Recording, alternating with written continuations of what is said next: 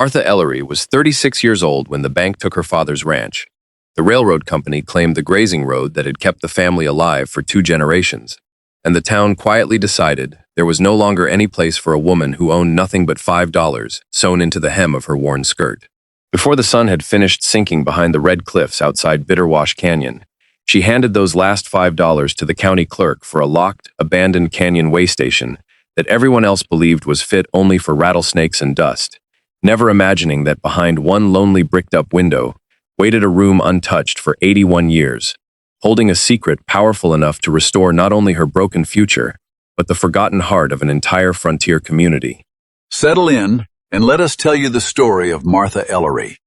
If you're watching from a place that feels forgotten, tell us in the comments where you're listening from. There are places in the American frontier that disappear so slowly that no one notices they have become ghosts, until the wind is louder than the people who once lived there.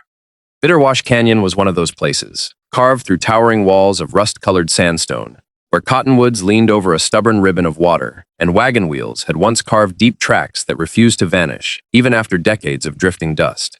In the years before railroads bent the country into straighter lines, every traveler between the mining camps of western Colorado and the settlements farther east had stopped at the canyon waystation. Horses were watered there, wagons were repaired there.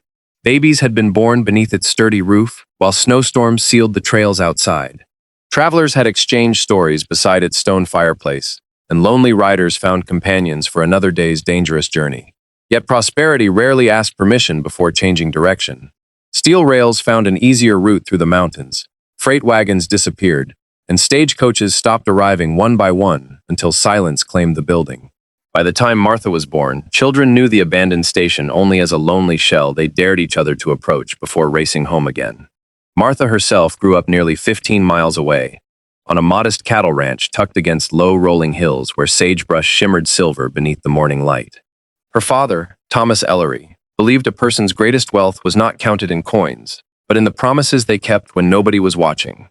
He repeated those words so often that they settled into Martha's memory as naturally as the songs of meadowlarks greeting every sunrise.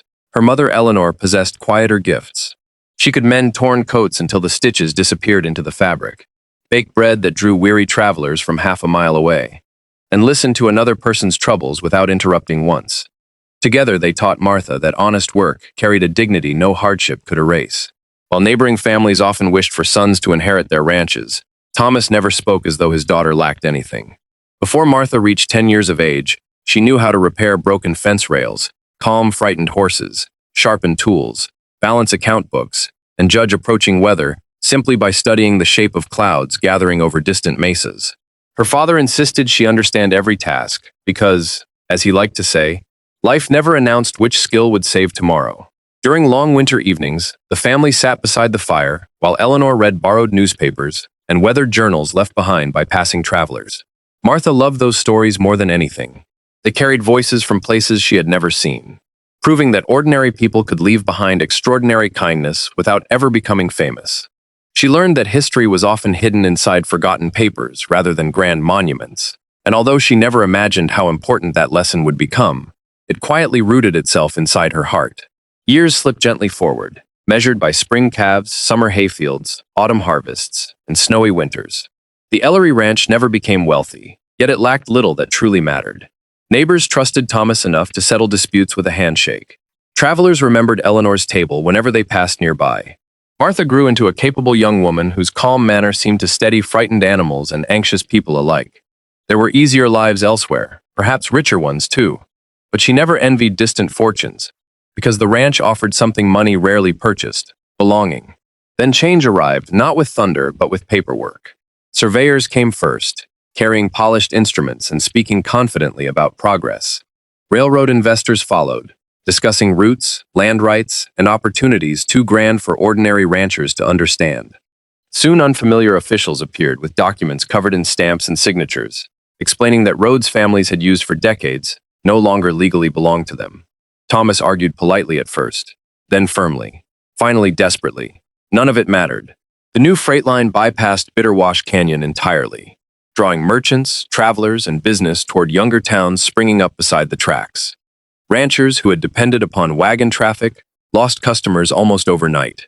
Feed prices climbed, while cattle prices collapsed. One difficult season became two, then three.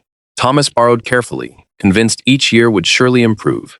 Instead, drought settled across the valley. Grass withered beneath relentless skies. Wells shrank lower each month, until buckets scraped mud instead of water. Martha worked beside her parents from dawn until moonrise, repairing windmills, hauling water across impossible distances, and selling nearly everything that could be spared. She never complained, because neither did they. Hope remained their daily habit long after reason suggested surrender. But time can exhaust even the strongest hearts. Eleanor fell ill during an especially bitter winter and never recovered her strength. She passed away quietly before spring returned, leaving an emptiness inside the ranch no amount of work could fill. Thomas continued because stopping seemed impossible, yet Martha noticed how often he stood silently beneath the old cottonwood overlooking the pasture where cattle once grazed thick as clouds. Within 2 years, he too was gone, not from violence or sudden sickness, but from the slow burden carried by a man who watched everything he built slip beyond his reach. The funeral drew nearly every remaining family in the valley. They spoke warmly about Thomas Ellery's honesty, his generosity, and the fairness that had guided his life. Martha thanked each person sincerely. Then, 3 days later, the same banker who had praised her father's character arrived with deputies carrying foreclosure papers. Business, he explained awkwardly, could not make exceptions for grief. The ranch would be auctioned before month's end. Martha signed the documents with steady hands, because refusing would only deepen the humiliation. She packed her parents' Bible, Eleanor's sewing kit, Thomas's pocket watch that no longer ticked, 2 blankets, a cast-iron kettle, and little else. Most possessions were claimed against unpaid debts. Even the horses belonged to the bank now. When auction day ended, strangers owned the land where every meaningful memory of her life had been planted. She walked away carrying one small satchel and the $5 she had secretly stitched into her skirt months earlier after selling her mother's silver thimble at a distant trading post. Money Eleanor herself would have insisted be kept for the darkest imaginable day. Martha discovered that losing a home happened faster than losing its echoes. Every familiar trail reminded her of footsteps that no longer belonged there. Every sunrise seemed to rise over someone else's future. She searched for work in neighboring settlements, offering to cook, clean, repair clothing, keep accounts, or tend livestock. Some admired her determination, but admitted they had barely enough employment for their own relatives. Others politely suggested that a woman alone should travel east, where factories always needed hands. A few simply avoided meeting her eyes because poverty frightened those who feared it might someday find them too.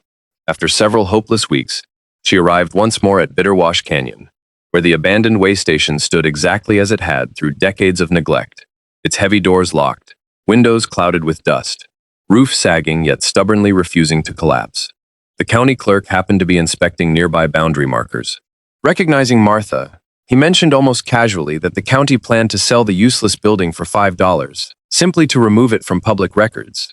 He laughed kindly, saying no sensible person would waste money on a place everyone believed cursed by failure. Martha looked beyond the cracked walls toward the canyon itself. She imagined the voices that had once filled those empty rooms, the travelers who had rested there believing tomorrow would carry them somewhere worth reaching. Buildings, she thought, were not unlike people. They became abandoned only after enough others decided they no longer mattered. Something inside her refused to believe that was the whole truth. Without bargaining or hesitation, she reached beneath the hem of her skirt, carefully removed the 5 precious dollars hidden there through every hungry week, and placed them into the clerk's weathered hand, receiving in return nothing more impressive than a rusted iron key and a folded deed that most would have mistaken for proof of foolishness, rather than the first quiet step toward a destiny waiting patiently behind a single bricked window. The county clerk looked almost embarrassed as he folded the receipt and pressed the heavy iron key into Martha's palm. It was cold despite the afternoon heat, rough with rust, and so old that its carved handle had been polished smooth by hands that had likely turned locks before the Civil War had even begun. "You may find the roof falls on your head before winter," he said with an apologetic smile. "But at least no one can say you don't own something." Martha thanked him without bitterness. Ownership had become a strange thing in her life.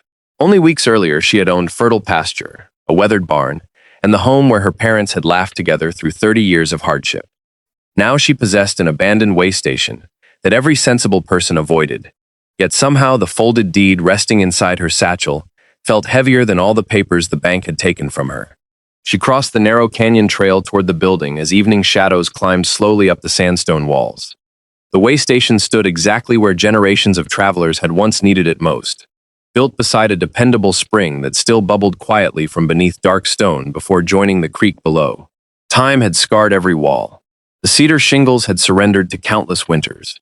Wind had carved grooves into the thick timber doors. Several windows were broken, while others had been boarded shut so long ago that the planks themselves had begun returning to the earth. But the foundation remained remarkably straight, and the stone chimney still reached proudly toward the widening sky as though refusing to admit defeat. Martha paused before unlocking the front door. She rested one hand against the rough wood and closed her eyes. Somewhere beneath the smell of dry dust lingered the faint scent of old cedar and long-extinguished fireplaces. Buildings remembered people in curious ways. She believed that. Her father often claimed houses absorbed laughter the way old fences absorbed sunlight. Perhaps sorrow settled there too. The key resisted at first.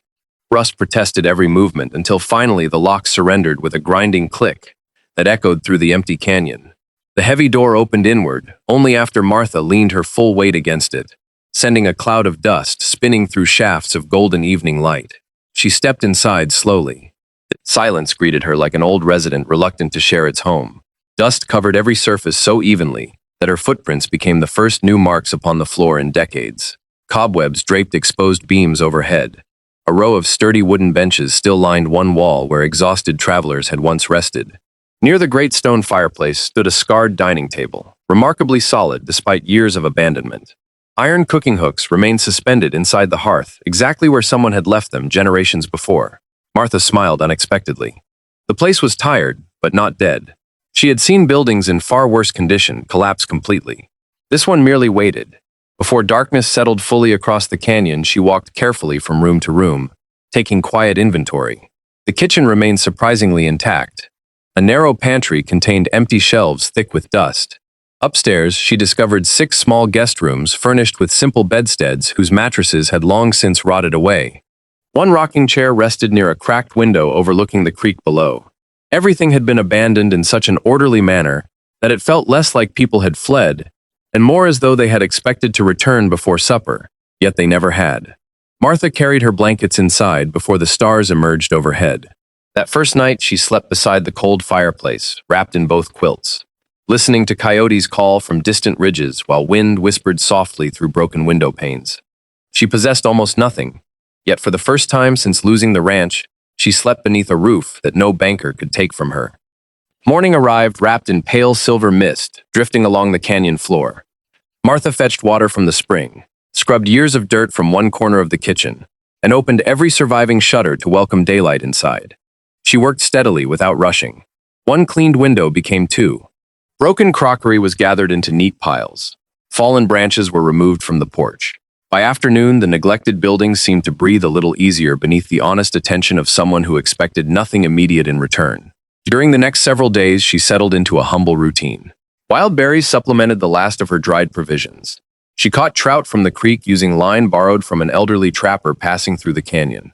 Every board she repaired, every loose stone she reset, every rusted hinge she cleaned, made the building feel less abandoned. Travelers remained rare along the old canyon road, but a few hunters and prospectors occasionally stopped long enough to refill their water canteens. Most looked at Martha with puzzled expressions. "You truly intend to live here?" they asked. She answered simply that everyone deserved a place to begin again. Some shook their heads, others quietly wished her luck before continuing down the trail. Nearly 2 weeks passed before Martha noticed the first oddity. She had been sweeping debris from the upstairs hallway when sunlight struck the far western wall at an unusual angle through one remaining intact window. For only a brief moment, she saw something impossible. The light outlined the faint rectangular shape of another window that did not exist. She frowned and stepped closer. The outline vanished as quickly as it had appeared, leaving only a section of plaster slightly smoother than the surrounding wall. Curious, she measured the distance by pacing carefully across the exterior later that afternoon. The outside wall should indeed have contained another window. Every room below possessed matching openings, and the building itself had been designed with remarkable symmetry.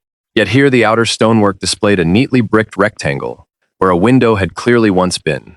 The bricks differed slightly in color from the surrounding masonry. They had weathered with age until most people would never notice, but Martha had spent her childhood repairing fences beside her father. She knew the difference between original work and later repairs. Someone had deliberately sealed the window from the outside. Stranger still, the inside wall had been carefully plastered smooth to erase every sign that an opening had ever existed. Martha searched the adjoining rooms. None explained the missing space. According to the building's dimensions, there should have been another chamber beyond the hallway wall, yet no doorway led there. She counted steps again, measured ceiling beams, examined floorboards. The numbers refused to agree. The upstairs should have ended several feet farther west than it actually did. A narrow section of the building simply vanished. That evening, she carried an oil lamp upstairs after supper. Holding its warm glow close against the plaster, she tapped gently with the wooden handle of a broom. Most sections answered with the dull, solid sound of thick stone behind them. Then, near the center of the suspicious wall, the sound changed. Hollow, faint but unmistakable. Martha tapped again. Hollow once more, her pulse quickened. She continued across the remaining surface until the dull sound returned. The hidden space extended perhaps 12 feet across, large enough for an entire room. Why would anyone seal away a room inside a busy frontier waystation? Disease seemed unlikely. Fire left no visible scars. Smugglers might have hidden goods, but why brick over an entire window instead of simply locking a door? None of it made sense.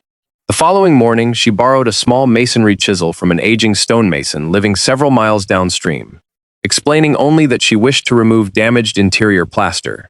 The old man happily lent the tool, never suspecting what she intended. Martha worked patiently after returning home. Rather than attacking the wall carelessly, she chipped away only a hand-sized section, where the hollow sound had been strongest. Plaster crumbled slowly beneath careful strikes. Dust drifted across the hallway. Sweat dampened her brow despite the cool canyon air. Then the chisel struck old wood instead of stone. Martha brushed away loose debris with trembling fingers. A vertical cedar plank appeared beneath the plaster, worn smooth with age. She cleared a little more. Another plank emerged beside it. Then the faint outline of a narrow door hidden so perfectly beneath decades of plaster that no casual visitor could ever have recognized it. The hinges remained concealed within the wall itself. Even the seams had been expertly disguised. Someone had not merely locked this door, they had erased it. Excitement mixed uneasily with caution. Martha cleared the edges until the full frame became visible. Near waist height, she discovered a tiny iron keyhole packed tightly with hardened plaster. She cleaned it carefully, using the point of a sewing needle from her mother's kit.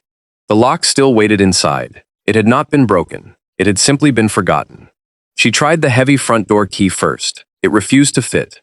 She searched every drawer, shelf, cupboard, and storage chest remaining inside the waystation during the next 2 days, hoping another key had been overlooked. Nothing appeared. Just when disappointment threatened to replace curiosity, Martha returned to the old fireplace downstairs, intending to clean years of soot from its stone mantel. While brushing away loose ash, her fingers struck a loose brick tucked near the chimney's inner corner. Unlike the others, it shifted slightly beneath gentle pressure. She eased it free. Hidden behind it rested a small tin box no larger than a loaf of bread, perfectly dry despite the passing decades. Inside lay 3 objects wrapped carefully in faded oilcloth. A tarnished brass key unlike any she had ever seen. A folded scrap of yellowed paper bearing only the handwritten words, "For the room that must wait until the canyon remembers," and a single pressed blue columbine flower, so impossibly preserved that it seemed someone had placed it there only yesterday. Martha sat quietly beside the fireplace, holding the mysterious key, while afternoon light poured through the dusty windows.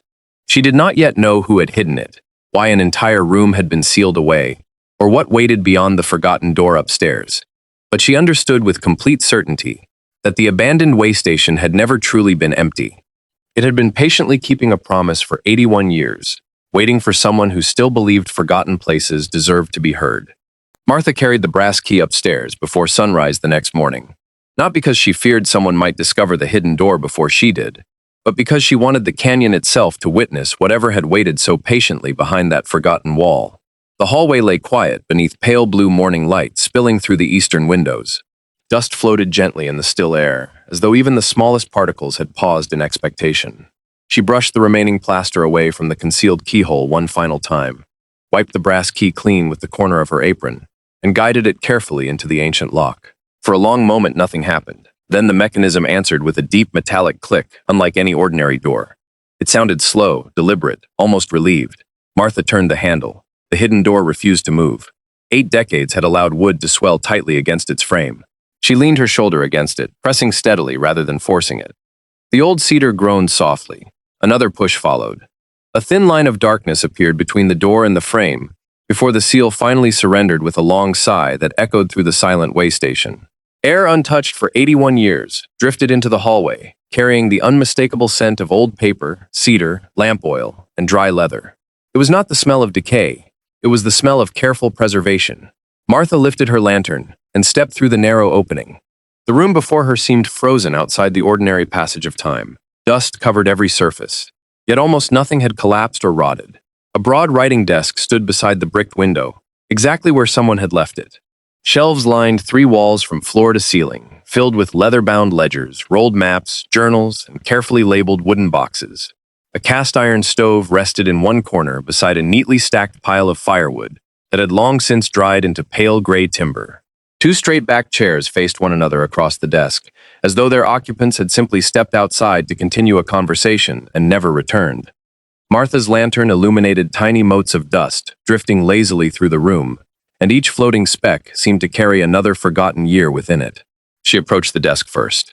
Resting neatly in the center lay an ink bottle, a brass pen, and a folded letter bearing a single name written in elegant handwriting. To the honest keeper. There was no surname, no date, no explanation. Only those 3 words. Martha hesitated before unfolding the brittle paper, sensing instinctively that someone had written it without knowing exactly who would someday read it. The handwriting remained remarkably clear. It began by explaining that if the letter had been opened, then the canyon had once again found a keeper worthy of its trust. The writer introduced himself as Elijah Mercer, proprietor of the Bitterwash Canyon Waystation, during the autumn of 181 years earlier. He explained that rumors of silver had once flooded the surrounding mountains, drawing thousands of desperate fortune seekers westward. Most found disappointment. A few discovered wealth. But hidden among the miners, merchants, surveyors, and settlers were families whose lives had been quietly built instead upon honest work. Elijah wrote that over many years, travelers entrusted him with things too precious to risk upon dangerous trails. Some left deeds proving ownership of small ranches until they returned from distant business. Others deposited journals, military pensions, birth certificates, marriage records, mining claims, wills, photographs, tribal agreements, railroad contracts, school records, and personal letters that connected families scattered across the frontier. The Waystation had gradually become something far greater than an inn. It had become the memory of the canyon itself. Then came men whose greed reached beyond gold. Wealthy speculators learned that controlling land required only one simple thing: destroying proof that ordinary people owned it first. Fires consumed courthouses. Wagons carrying county records vanished mysteriously. Survey maps disappeared. Honest families suddenly possessed no evidence that their homes had ever belonged to them. Elijah wrote that he recognized the danger before others did. Rather than surrender the documents trusted to his care, he secretly constructed the hidden room behind the upstairs wall. There he gathered copies of every important record travelers had left with him through the years. When strangers began asking suspicious questions about the archives, Elijah sealed the room himself. The final sentence stopped Martha's breath. If you are reading this, 81 years or 8 months may have passed, but truth has not expired. Protect these records until the canyon remembers who it truly belongs to. Martha lowered the letter slowly. Her eyes wandered toward the towering shelves surrounding her. Thousands of pages rested there in perfect order, each labeled by settlement, ranch, family, or year. She understood immediately why someone had hidden the room so completely. This was not merely a collection of old papers. It was the legal memory of half the frontier. She spent the next several days reading carefully through the collection. Every discovery deepened the mystery. One cabinet contained detailed maps drawn before railroad companies altered property boundaries. Another held receipts documenting fair purchases, later declared invalid by distant officials. Leather journals described wagon routes abandoned after new freight lines appeared. Most astonishing of all were handwritten agreements signed between settlers and Ute families, establishing shared water rights decades before outside investors ignored those arrangements entirely. Elijah Mercer had copied everything with astonishing precision, preserving not only legal facts but the stories behind them. Martha soon realized why the hidden room had remained untouched for so long. Its value was invisible to anyone seeking only coins or jewels. The true treasure consisted of evidence: names, dates, promises, truth patiently waiting inside ink instead of gold. Yet among all those remarkable records, one object drew her attention above the rest. Inside a cedar chest rested a thick ledger bound in dark green leather. Unlike every other volume, it carried no title upon its spine. When Martha opened it, she discovered page after page listing deposits entrusted to the Waystation by ordinary travelers. Beside each name appeared a careful description of what had been left, when it had been deposited, and whether it had ever been reclaimed. Hundreds remained unclaimed. There were silver pocket watches intended for sons who never returned from war, marriage rings awaiting widows who disappeared along the trails, family Bibles, deeds, medals, small lockboxes, photographs, even children's drawings folded carefully between blank pages. Elijah had preserved not wealth but hope. Every item represented someone who believed the future would eventually allow them to come back. Many never did. Martha closed the ledger with moist eyes. She understood now that restoring the canyon would require more than repairing one abandoned building. Entire generations had quietly lost pieces of themselves without ever knowing where they had vanished. News of Martha's work spread farther than she expected. Hunters passing through noticed smoke rising regularly from the restored chimney. Teamsters discovered fresh water waiting beside the spring. Travelers found hot coffee available in exchange for whatever coins they could spare. Before long, the old Waystation began welcoming strangers again, though only a handful each week. Most admired Martha's determination. A few donated spare lumber or tools. Yet curiosity soon replaced simple admiration. People asked why she spent so many evenings upstairs. Others wondered why lantern light burned long after midnight. Martha answered politely that she was organizing old records left behind by previous owners. Those words eventually reached Silas Braddock. Braddock owned the largest freight company within 50 miles and had grown wealthy purchasing abandoned ranches after the railroad diverted commerce away from older settlements. Few openly challenged him because he seemed to possess influence everywhere. County officials accepted his recommendations. Surveyors welcomed his business. Bank managers invited him to supper. He smiled often, spoke gently, and rarely raised his voice. Yet people somehow felt smaller whenever he entered a room. One afternoon, his polished carriage stopped outside the Waystation. Martha greeted him from the porch with quiet courtesy. Braddock removed his hat respectfully and complimented her remarkable restoration of the building. He walked slowly through the downstairs rooms, observing everything without appearing hurried. His pleasant conversation drifted naturally toward history.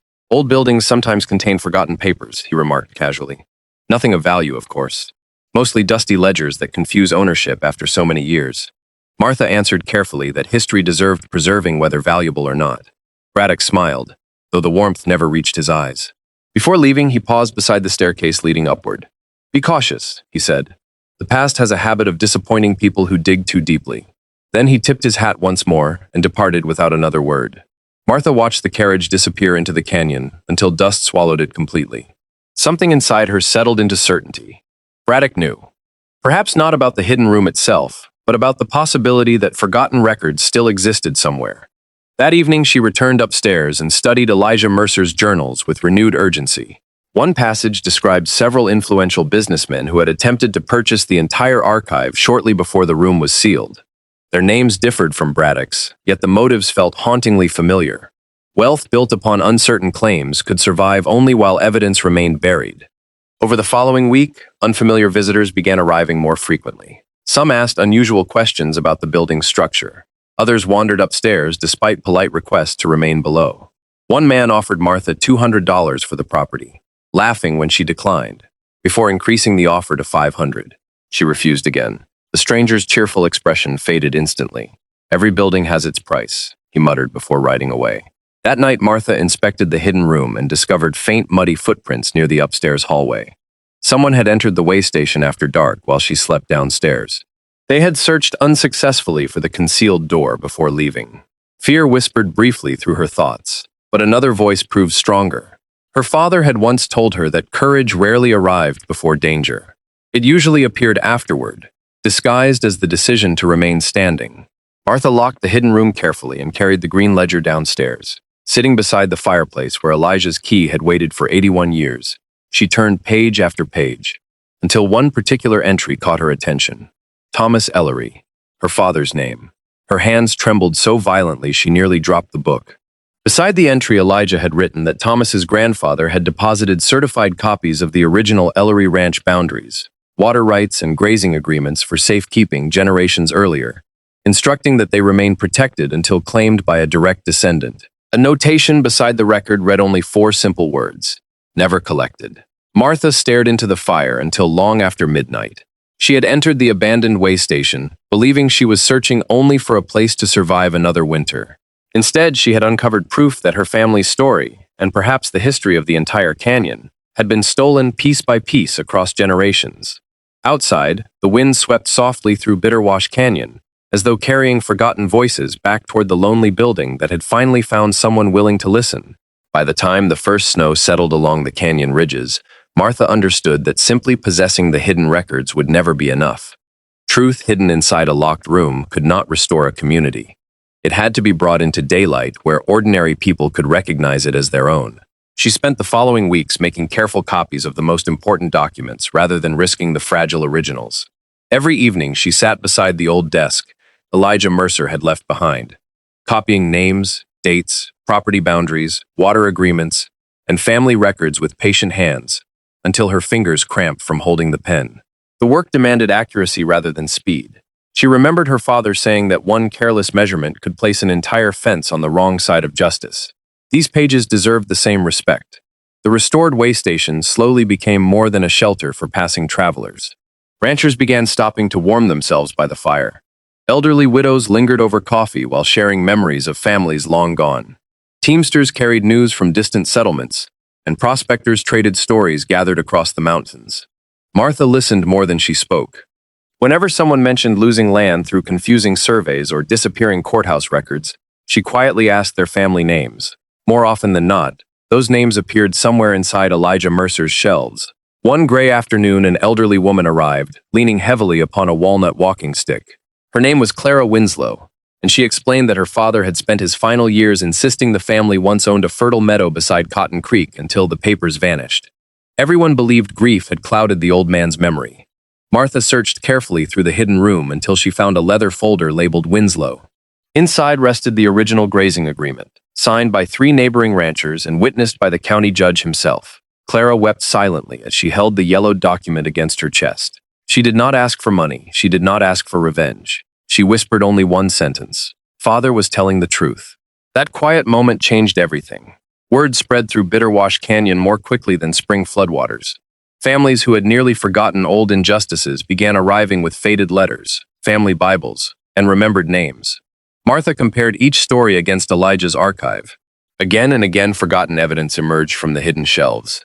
A widow recovered proof of her late husband's mining claim that had been declared abandoned while he served in the army.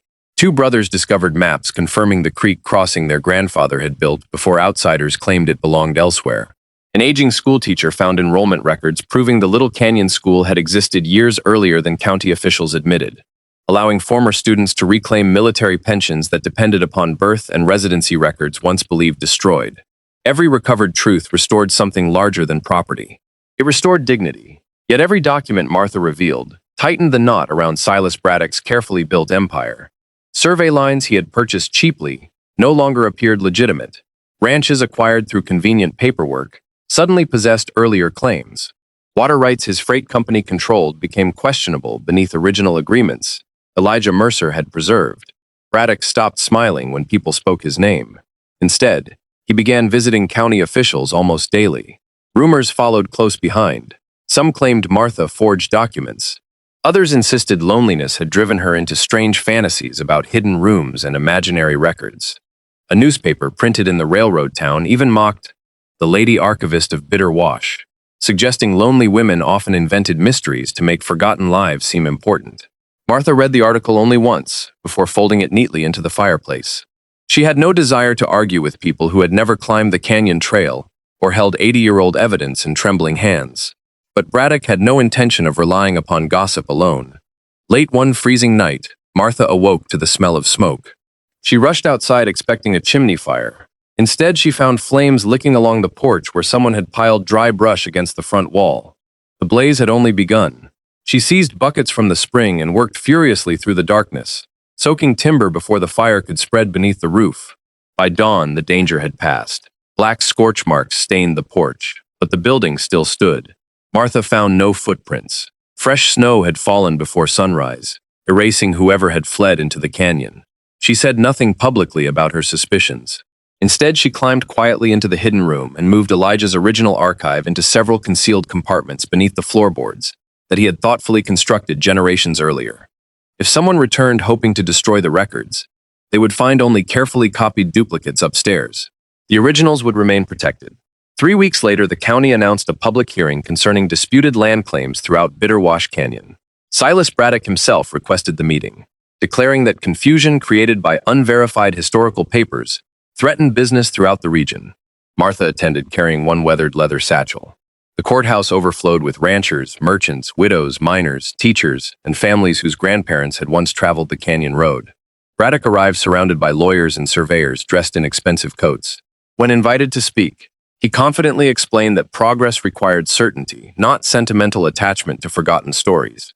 He argued that documents discovered in abandoned buildings could not possibly outweigh decades of accepted ownership. Many listeners nodded uncertainly. Then Martha quietly walked forward. She placed Elijah Mercer's original journal upon the judge's table first. Next came the deposit ledger, then certified copies bearing county seals matching official records still preserved elsewhere in Colorado. Finally, she unfolded one large hand-drawn survey map, signed by the same government surveyor whose signature appeared in federal archives hundreds of miles away. Every page matched another record somewhere beyond Braddock's influence. Independent witnesses examined the handwriting, ink, seals, paper, and signatures throughout the afternoon. One expert after another reached the same conclusion. The documents were authentic, older than nearly every disputed claim presented against them, impossible to dismiss.